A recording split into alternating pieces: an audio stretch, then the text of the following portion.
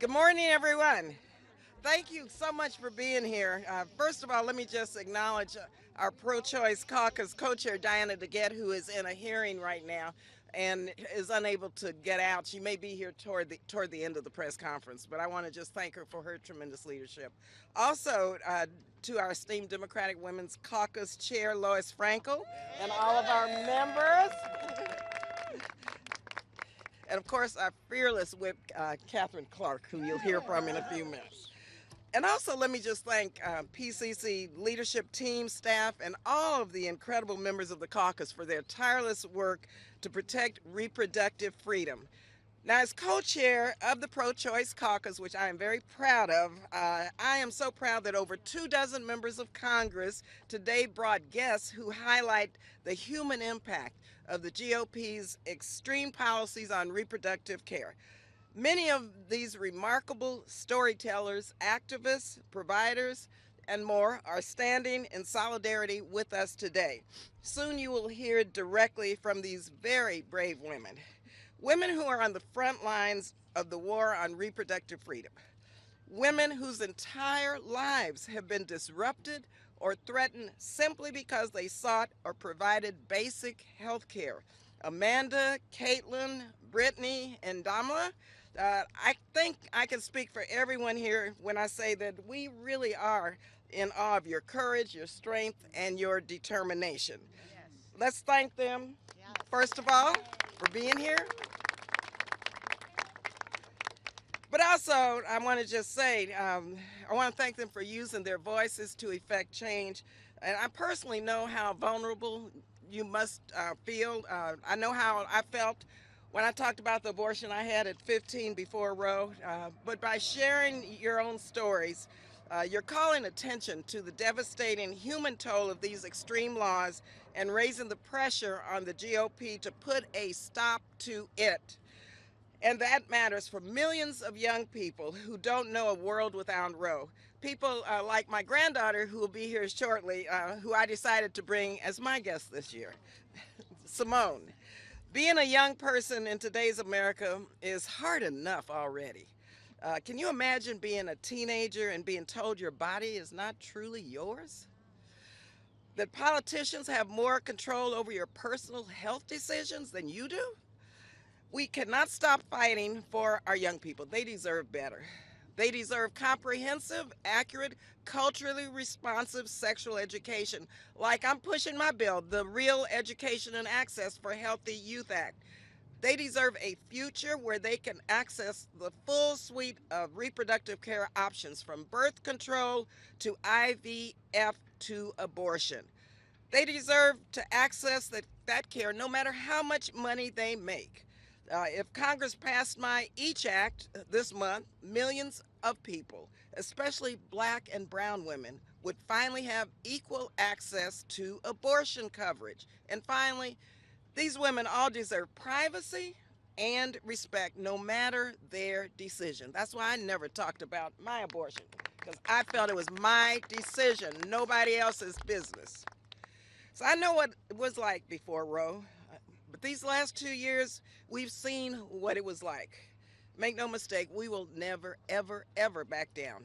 Alongside the Biden administration, we will continue to fight for a future where our reproductive freedoms are no longer up for debate. Our bodies, our choice. So thank you now, and I'll turn it over to our DWC chair, my good friend and colleague, someone who's waging the fight for equal rights for women on all fronts. Lois Frankel. Okay. Barbara. Thank you again. Barbara Lee, thank you. Barbara, thank you for just being our great leader on this and so many issues. We love you. And thank you to the Women's Caucus, the Pro-Choice Caucus. And we have some good men here.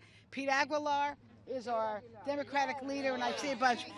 The Democratic men support the women of this country also. Well, folks, since the Trump Supreme Court overturned Roe v. Wade, 21 states have completely banned or severely restricted abortion, leaving 27 million women in this country living in states which are hostile policies to their health, their safety, and their economic security. And today we're going to hear some of the heartbreaking and chilling stories of some of these women. And I know I speak for all of us here when I say that we are so grateful that we have a president in Joe Biden, unlike Donald Trump, a president who champions, Joe Biden champions reproductive freedom. And we look forward as President Biden tonight delivers his most important address of the year, committed to the proposition that we all believe that women must have access to the care they need to control their own lives and futures. Yes, and that women, not politicians, not judges, should be in charge of when, whether, or how to either start or grow a family. And that means women must have access to abortion, to birth control, to IVF. And that's why so many of us brought a guest tonight with us, a guest who is a warrior in the fight for reproductive freedom. And my own guest, where are you? Right here. Dr. Sharice Felix now practices with Planned Parenthood in West Palm Beach. She's an OBGYN. She recently moved from Tennessee when its ban on abortion actually criminalized her practice. Isn't it hard to believe that in the United States of America, there are barbaric laws threatening doctors for prison for doing their job? And now what we're seeing is OBGYN deserts across our country, especially impacting our rural women, women of color, and under-resourced women. So with our president, Joe Biden, we're fighting back against the cruel anti-choice policies of Donald Trump and extreme Republicans, many who want a nationwide abortion ban. And today we're uplifting the voices of women across the country. So our guests who are here, would you wave? We're giving you a big thank you for the work that you do, doctors that are here, the work you do to provide the women the health care that they need and deserve. And thank you for the women you're going to hear in a few minutes for being so brave and sharing stories. We will not go back to the days of Donald Trump. I'm going to say that again. We are not going back to the days of former President Trump or let up until every woman in this country has access to the care they need to be in charge of their own lives. And with that, I'm going to bring up the great whip, Catherine Clark. Thank you, Lois. Oh my goodness, I am so honored to stand here with these champions for reproductive freedom, including the relentless leaders of the Pro-Choice Caucus and the Democratic Women's Caucus. Today, my colleagues and I are joined by Americans who know firsthand the cruelty of MAGA extremism. These women who are joining us today for the State of the Union are patriots, and they have traveled to our nation's capital to share their stories, make their voices heard, and to say loud and clear that there is something deeply wrong in a GOP that would promote two classes of citizenship and healthcare in this country. The last 20 months have brought fear and danger and indignity that American women have not known for half a century. Doctors are being threatened with prison. Patients are being forced to the brink of death before they get the care they need. Hopeful moms are now being denied the chance to start a family through IVF. This is the MAGA Republicans' vision come to life. This is a nightmare, and they still aren't finished. Republicans have been perfectly clear that their objective is a nationwide abortion ban. Every state, every zip code, every hospital, and every doctor's office. This is a campaign for control, complete control over if and when and how we have children. Let's just look at their record. 184 House Republicans have sponsored bills that would take the Alabama ruling on fertility treatment nationwide. 195 of House Republicans voted against legal contraception. Let that sink in. They voted unanimously against restoring Roe v. Wade. And now they're blocking our bill codifying the right to use IVF. For women like my friend, Amanda Zarowski, who I am so proud to stand with today, this isn't just a cruel political game. It's a matter of life and death for her. The ability to have a family hangs in the balance. The freedom to live with health, safety, and self-determination are at stake. Amanda has been at the forefront of this fight for over a year, refusing to let politicians hide from the consequences of their extremism. It is an honor to have her as my guest today. So please join me in welcoming this unparalleled advocate, a USA Today Woman of the Year, Amanda Zarowski. Thank you, Amanda.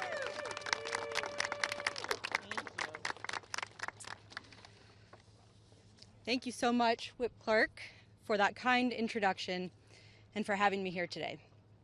In August 2022, the near total abortion ban in Texas nearly took my life and permanently compromised my ability to have children in the future. Let there be no mistake. This is a direct result of the overturning of Roe. With states being granted the freedom to pass whatever draconian laws they want, the assault on women has amplified exponentially in recent years. And my husband and I have been impacted time and again. The law in Texas nearly cost me my life, and now the ruling in Alabama terrified my husband and I so much that we moved our frozen embryos to a state that's safer than Texas, where similar legislation is very likely to pass.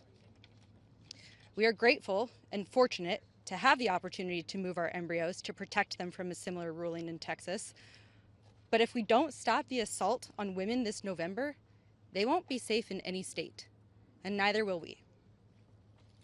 I'm so grateful to Whip Clark for inviting me here today and for all of her tireless work in protecting our bodily autonomy and reproductive rights.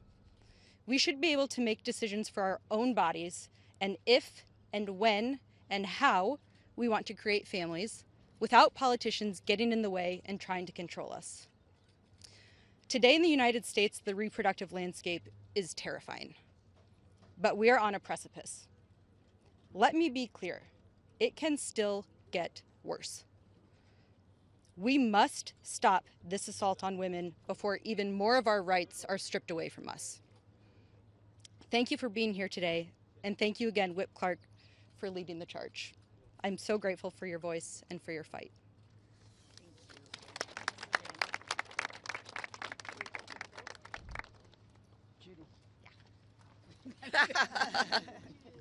Hello, I'm Congressmember Judy Chu from California's 28th District, and I'm honored to introduce our next speaker and my guest for tonight's State of the Union address.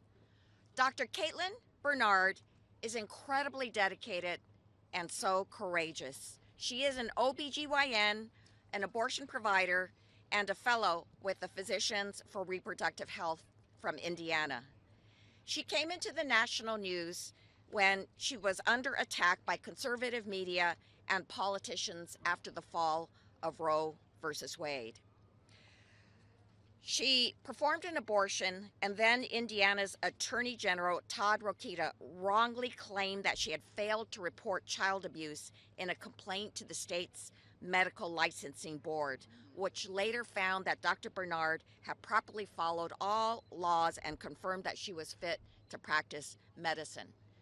No doctor should have to go through what she went through. But she still advocates for her patients and fellow providers throughout her career and is proud to continue the work in Indiana today. After the Dobbs decision and Indiana's abortion ban, she is one of the last 2 abortion providers in the entire state of Indiana, and I'm so grateful to have her join me tonight. I look forward to hearing President Biden chart a path forward on reproductive freedom tonight. House Democrats stand ready to work with him on a comprehensive solution for restoring and strengthening reproductive rights in America, which includes passing my bill, the Women's Health Protection Act. Yes, H.R. 12 into law. This legislation would provide Americans a right to receive and doctors a right to provide abortion care free from state bans and restrictions that impede access. Dr. Bernard, thank you for your dedication to Americans' health and safety.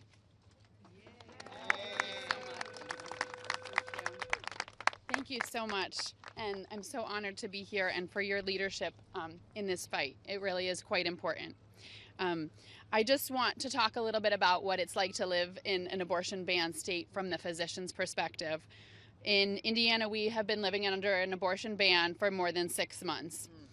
This means that every single day, pregnant people and families are finding themselves in the most difficult situation of their entire life, and at the same time are being told, we can't take care of you. The care that they should be able to receive in their doctor's office in a safe and legal way is being taken away. You will have to figure out how to get to a clinic.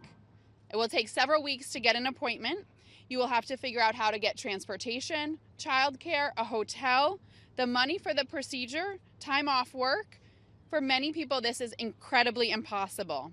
And just as important as the financial, logistic, and physical journey just to get the care that they should have received at home is the psychological and emotional trauma of being told at the time that you need them most, your state will not take care of you. At the same time, when physicians cannot fulfill their duty to provide the highest quality health care for the patient in front of them, they endure moral injury. Every time I tell someone I cannot take care of them, my heart breaks. Not only that, we're scared. We're scared that someone will come and look at every single abortion we provide and tell us, you were performing an illegal abortion and you're going to jail. We are being harassed and prosecuted and effectively tying our hands in the scariest situations. Because of this, OBGYNs are leaving their states all across the country. They're leaving their communities, their homes, because they have to. And our maternity wards are closing. That means increasing maternal mortality for the people who are the most vulnerable, for the Black, brown, and Indigenous women and LGBTQ folks who have always carried the weight of the failure of our systems. Is this really the world that we want to live in? Is this the world that you want your children to live in? Just imagine being told, we can't take care of you until you're dying. Imagine saying that to someone. I'm asking every American and every member of Congress to understand what that is like. Please be courageous and take action to give the people of every state of this country the right to reproductive justice, to basic health care, and to dignity. Let your constituents decide for themselves if and when to parent and to support them in raising their children in safe and sustainable communities. This means thinking boldly about what real access to health care in our communities looks like. Thank you so much for having me.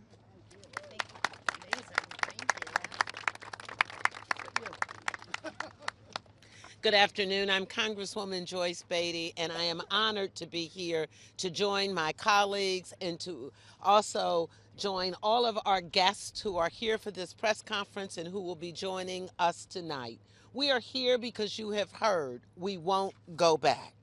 Today is very special for me as I have the opportunity to introduce my guests. But today we know that we are shining a light on the harsh realities that many pregnant women face. 1 in 4 pregnancies end up in a miscarriage, with Black women 43% more likely to experience one. Black women also face unmet criminal charges for their pregnancy outcomes, especially in a post-Dobbs America. My guest, Brittany Watts from the great state of Ohio. While I have the opportunity to introduce her, I'm so proud that Congresswoman Shontel Brown and Congresswoman Amelia Sykes also joined me, Brittany, as you come to tell your story. Many of you may know her story from the national attention that was gained recently, highlighting the horrors of delayed reproductive health care in this post-Dobbs America. An unjust criminalization of pregnancies and pregnancies' outcome. I am just so honored that she is here. And also, somewhere in the crowd is her mother, Annette Watts. And I want to thank her for giving her that support and traveling with her. I'm going to ask Brittany to come in her own courageous voice as she tells her story for what happened to her. And lastly, I am so honored that President Biden and Vice President Kamala Harris stand with us in fighting for women's reproductive rights. Join me in welcoming Brittany Watts.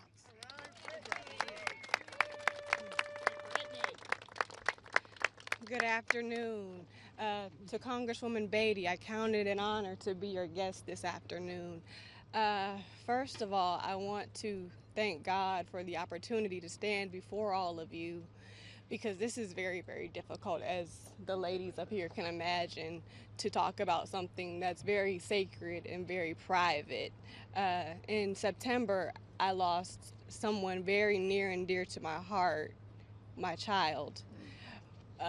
Who is an angel in heaven, which happens to be his name. His name was Angel, and he's watching over me as we speak. But my loss has gained me the strength to stand before all of you with all of these other women, strong and courageous women, to tell our story, how it is unfair and unjust for our bodies to be put on a platform for other people to tell us you can't do this, that, and the third with your own body. And we want to make it clear that it is our body and our choice. And I want to thank you all for allowing me to have the opportunity to stand here and speak, because it's very important that we speak out, because things that don't go said, things that aren't said aren't changed. And this needs to be changed. So I thank you again, Congresswoman Beatty, for the opportunity to stand here. Thank you all.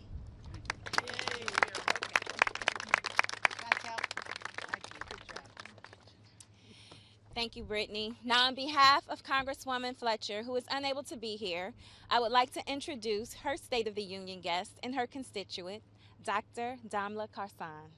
Dr. Karsan is an OBGYN and one of two physician plaintiffs in the Zarowski versus the state of Texas. She is the physician of Kate Cox, who is here as a guest of the First Lady after being forced to travel outside of Texas to get a potentially life-saving abortion. Dr. Karsan fought alongside her patient to try to get her the care that she needed and deserved. She has seen firsthand how the Texans' draconian abortion laws have put the health and well-being of women and their families at risk, and how the criminalization of abortion has affected our OBGYNs, preventing them from providing the care their patients need and deserve. Dr. Karsan is a leader at the forefront of the fight for women's reproductive rights and health in Texas, and we are thrilled to have her with us today. I will now turn it over to her to give brief remarks. Good job. Thank you. Good morning. Thank you for having me. I'm honored to be here to speak out on behalf of my patients and the women of Texas. The criminalization of abortion has prevented me from providing the care that my patients need and deserve. The countless number of cases that we don't even know about, these women that are so brave to come here and tell their stories, are just the tip of the iceberg. Every OBGYN provider, every midwife, every family practitioner that provides obstetrical care sees cases like these. And most of them are afraid. They're afraid because the penalties are so steep. We can lose our livelihoods, our medical license.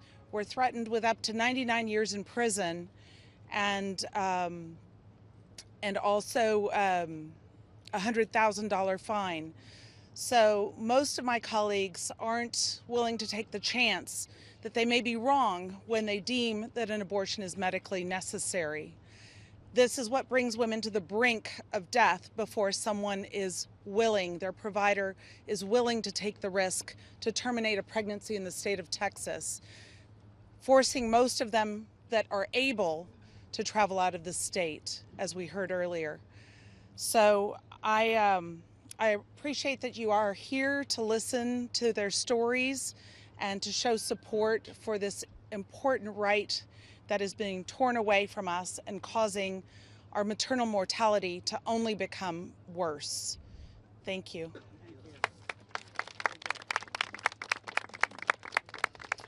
I want to thank all our guests, our members. Any questions? Yes. Yeah, from roll call. So we've had President Biden in the past, call for passing the Women's Health Protection Act and some of the other repro legislation that you guys have. Is there something new that you hope to hear from him tonight? Something that he hasn't yet called for that he could ask Congress to do in the coming year? We expect and we know he's going to stand with us. I think we've all said here, it's the fight of our lives. We have the Republicans, they want to either force women to stay pregnant or prevent women from getting pregnant. And the threat of Donald Trump is real. It's because of him that Roe v. Wade's been overturned. And we know that Joe Biden will be a warrior for us. Absolutely. Anybody else? Thank you all for being here. Thank you to our guests. Thank you. Great. Thank you, everybody. Great.